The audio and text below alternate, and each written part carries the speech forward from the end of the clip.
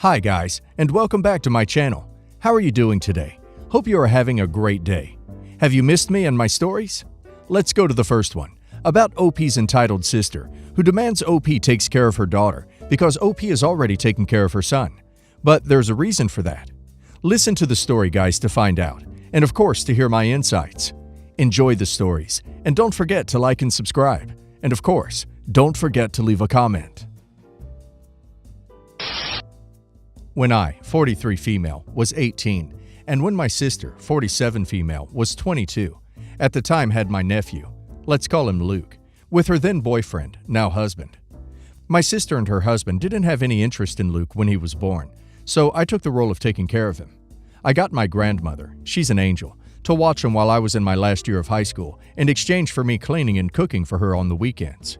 My parents weren't much help either. They would give me about $100 a month for Luke. And if you have a kid, then you know it's not much. Me and my grandmother were the only ones to take care of him. A year after I graduated from high school, I was kicked out with my nephew because my parents, sister, and her husband didn't want to deal with us anymore. My sister said she wished she never gave birth to him. I immediately went to my grandmother, and we went to a family law attorney, and I got custody of him, and my sister and her husband signed their rights to me. I lived with my grandmother, and when I went to community college and my part-time job, she watched my son, Luke. It was a lot of work, especially when my grandmother passed away when my son was 6. My grandmother left 90% of her things to me in her will, which caused my parents and sister to reach out to me under false intentions to meet my son and I to reconnect. That didn't last long, and I told them they could either act right or never see us again. My dad decided to actually reconnect with my son and I, and now we're close. While my mom and I don't really talk much, but she treats Luke nice. When Luke was 8, both me and my sister became pregnant. And that's when my sister decided she wanted my son back and started to tell him that me and my husband wouldn't love him anymore once my actual son came along. My husband met my son when he was 5, and we were already together for a year before he met my son. My husband treats Luke like his, and we got married when my son was 7 and adopted him when he was 9, with my son's permission. We found out that my sister was saying this when one day he broke down crying, asking us not to leave him, after we told him that would never happen. He explained what my sister and her husband were saying. Luke knows that he's not my biological son, but he is my son. After that, I cut contact with my sister and her husband again, and did family therapy and individual therapy for my son. When I had my son, 1 pregnancy, 2 children, I made it clear that our love for him, Luke, didn't change. When my sister reached out about 2 years later, I decided to go low contact with her with the okay with my son and husband. My husband and I live comfortably, while my sister and her husband struggle sometimes financially. My kids did extracurricular activities, got the presents they wanted, and went on one big family trip in the summer, while my sister and her husband couldn't afford much. So when my niece was around 9, my sister started making comments about how I needed to pay for this or that for my niece, but I told her it wasn't my job. I gave my niece the gift she wanted, took her out from time to time, but nowhere near how I would treat my own kids. Now my son, 2nd, is turning 17, and my husband and I were talking about getting him a cheap starter car. We did the same for Luke when he was 17. My niece is also turning 17, and apparently my sister told her she was going to get a car too.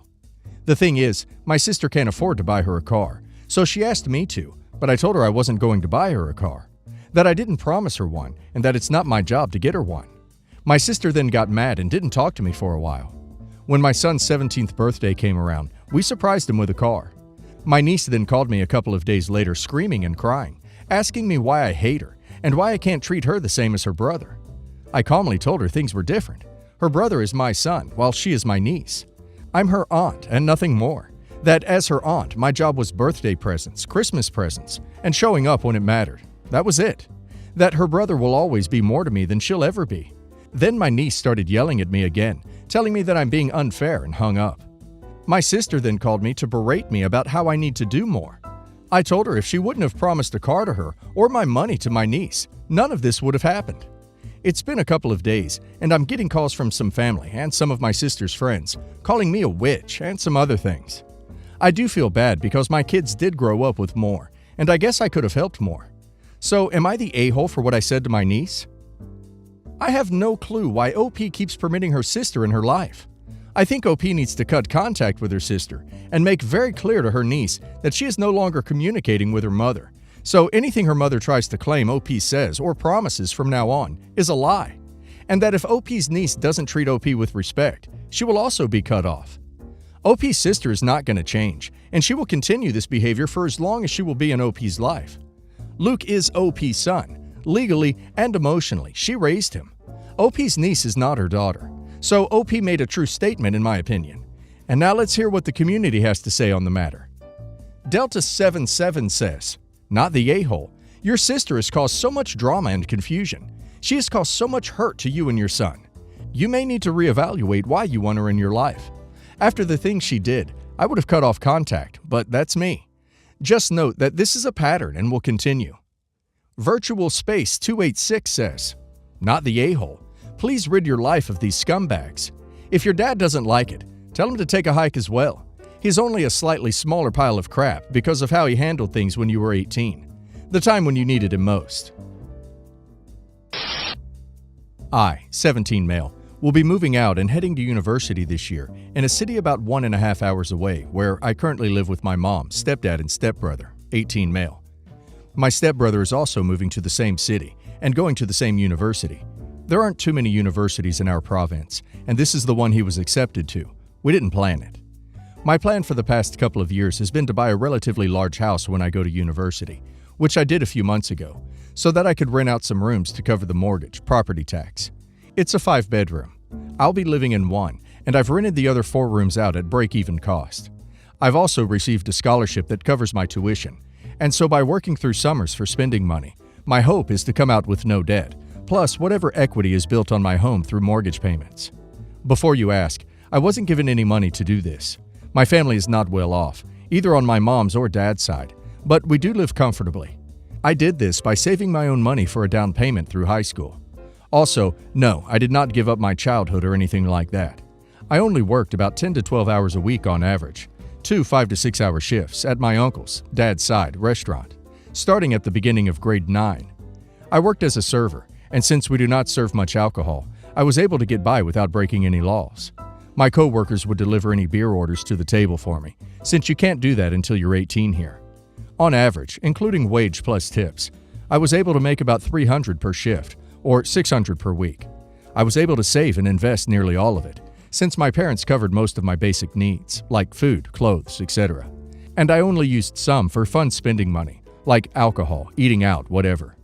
When I pulled everything out of the market a few months ago, I had $120K for the down payment.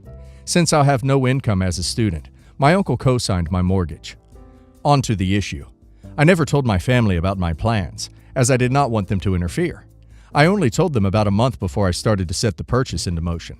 My parents and stepbrother seemed a little envious about it, as he will be wasting his money on rent while I'm paying off a mortgage. I mean, duh, that's why I'm doing this. They then asked me if I would cut him into the house, or at least let him live there for free. This would totally screw up my plans, so I said hell no. They've ever since been making me feel extremely guilty about it, because unlike me, he is not on a scholarship, and my parents never planned to save up for our schooling, so he will come out with a bunch of debt. The reason I felt bad is he didn't have the same opportunity as me with my uncle, but he did have a job and chose to spend his money on other things. Am I the a-hole? OP is definitely not in the wrong here. Their failure to plan does not constitute an emergency in OP's part. OP has made incredibly smart choices for someone her age, and are under no obligation to anyone. OP wants to live her life and has a plan for that. Good for OP. OP should go to college, enjoy her life, and not let her stepbrother move in. If OP gives in to this, it'll be virtually impossible to get him to leave, and they'll just keep asking for more and more from OP. And now let's hear the community's opinion. Kaiju Alert says, "Not the a-hole. It's a good thing that the rooms are already rented. Your parents do not have any say in this. Depending on how much you trust your brother, he could potentially move in when one of your other renters leave, but there's no way you should kick anyone out for him. Although I think you should not be charging your tenants a break-even rent, because that means any repairs and maintenance to the property will still come out of your pocket." CG Shen says, "Not the a-hole. It's not your fault that he spent his money for entertainment while you saved it. It's a crappy thing to guilt trip you while not even attempting to save anything. Seems like you will do a lot better financially if you just focus on yourself." Waiter man says, not the a-hole, and well done. Reap the rewards of your planning, intelligence, and sacrifice, and do not feel guilty about your decision. From your story, it appears your stepbrother will be able to attend university without your support, so you are not denying him the opportunity. But I see no reason your low-margin investment, charging break-even rent, should be jeopardized by offering him a free ride. That would provide him only a slightly better graduation situation while putting your ability to pay the mortgage at risk.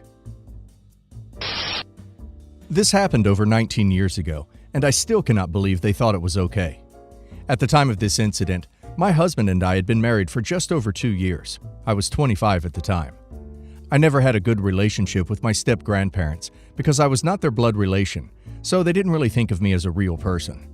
My mother had divorced my father and then married his best friend and had a child with him. I was 11 when my youngest sister was born. So you understand that these people have known me for 15 years at this time. I did not have anything to do with my step-grandparents since I had turned 18. Not a malicious thing. I just worked a lot and went to school. When I was 22, my husband and I got married. We kind of eloped. I had planned a big wedding, but everything fell through at the last minute. So we got married on the date I picked and had a honeymoon at the same time. Only my husband's family could afford to go with us. Fast forward a few years, and I gave birth to my very first child, a beautiful blonde-haired, blue-eyed little girl. My daughter was probably about a week, maybe 2 weeks old at the time. I got a call from my step-grandparents asking me about my new baby. So I thought it was just a jovial call to ask me how things are going and to see how the baby is. Their first great-grandbaby girl, if they had accepted me as a grandchild, but I digress. They then started to ask me what she looked like. So I told them. They thought that was wonderful. They then asked me what her name was. She had a gender-neutral name, but of course they did not like that and kept insisting that it needed to be changed. I told them that was the name I gave her because I liked it. They then started to go on a talk about how I was going to send my daughter on a plane to visit them. I was a bit taken aback, to say the least. I kindly informed them that no, I'm not going to put a newborn on a plane to go visit grandparents. They told me that they will have someone to come pick her up at the airport, and all I had to do was sign the papers. I asked, what papers are you talking about?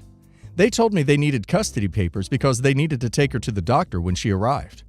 I informed them that she has already been seen by doctors already and has all her vaccines already.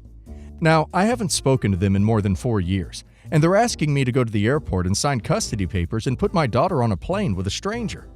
I kindly informed them that I was doing no such thing, that my daughter needs to be with her mother because I breastfeed her, because it's what's best for her. They told me that I needed to stop and I needed to put her on a bottle so that she would be ready for the trip. I had to tell them no, my daughter is not going on a plane to go visit relatives in another state without her mother. They told me that I needed to just sign the papers and send her with the stranger. They even said that I could have children later, that I was young and could have children when I got married. I informed them that I am married and that my husband and I are not putting our child on a plane to go see relatives in another state when she is less than 2 weeks old. The conversation started to go really south. She started yelling at me how I was ruining it for her daughter, that her daughter would take care of a baby better than a child. Your aunt can't have children, and you were taking this away from her, that I was stealing her only chance to have a baby, that I am selfish, self-centered, egotistical, arrogant, and rude, that I could have a child when I'm ready to be able to take care of thus said child, that I was too young and needed to grow up, stop lying, and wait till I am married to have a baby, that this was best for everybody, that I'm going back on my word. They then informed me that they were recording the call and a lawyer would be looking into it, that I somehow had agreed to letting them take my baby, and I am now reneging on that. Mind you, I have not spoken to these people in probably more than 4 years. What they're talking about, I have no idea. My step-grandmother then informed me that I was disgusting for breastfeeding my child, and that I needed to just give her a bottle like a normal person, that I needed to just bring the baby to the airport and sign the custody papers, that I was denying my baby doctor's visits because I was supposedly so poor and couldn't afford it. My husband has insurance through work. Where they got this information, I have no idea. She then decided that it was okay that I just pump and just send her milk, and they could pay me for it since I needed money because I was so poor. If that were the reason why I wouldn't send my baby, they would at least pay me for that. However, somehow I owed them my baby because 1. The baby is a blonde-haired, blue-eyed girl. 2. It's just what your aunt wanted her entire life. 3. You are a child and you cannot raise a child. 4. Somehow I told them I would give them my baby. No way in hell. And now I'm lying so I can have money. What the duck? I ended up telling them exactly how I feel about them. I told them I was not going to put my baby that I had with my husband on a plane to visit step-grandparents and a step-aunt that never really considered me as family. The fact that my step-aunt straight up hates me and has made it very well known that she does. When I was a child, my step-aunt told me to my face that I was worthless, that I was nothing, that my father divorced my mother because he couldn't stand me. I actually know for a fact that my mother divorced my father. I witnessed the aggression that my mother took from my father. She divorced him because of this. I also told my step-grandparents that I was never going to let her see my daughter because my step-aunt was so cruel to me when all I ever wanted was to be friends with her. All I ever wanted was grandparents that loved and cared about me, but they all made that very obvious they never would. And I refused to subject my family to any more of this aggression. They started calling me all kinds of names, saying how they were going to sue me, and that they were going to get custody of my child whether I liked it or not. That I was somehow an unfit single mother living an ungodly lifestyle. I had informed her just because she did not see me with her own eyes getting married does not mean that I am not married. That things happen every day without your eyes being upon them. That she was delusional for thinking that you can just take my baby without me having any say-so. I told them to never call me again. This whole event was so emotional to me that for many years I worried that someone would come and try to take my daughter from me. I became very protective of her. I would never let anyone babysit her. I now know that these are just crazy people trying to get what they wanted. But how in the world they think they are going to take from me, it's beyond me. By the way, don't worry, I do not have any contact with these crazy people. No lawyer or anything ever came of all these threats. I just wanted to write this story and get it off my chest. I want to hear from others that I was actually justified in being the way that I am. Deleted user says, "What the actual duck? It doesn't sound like they planned for this to be a visit. It sounds like they wanted you to give up your baby to them. Wow. Deleted user says, "I can't believe you spent that much time on the phone with him. You did not have to justify or explain anything. People like that wouldn't hear it anyway.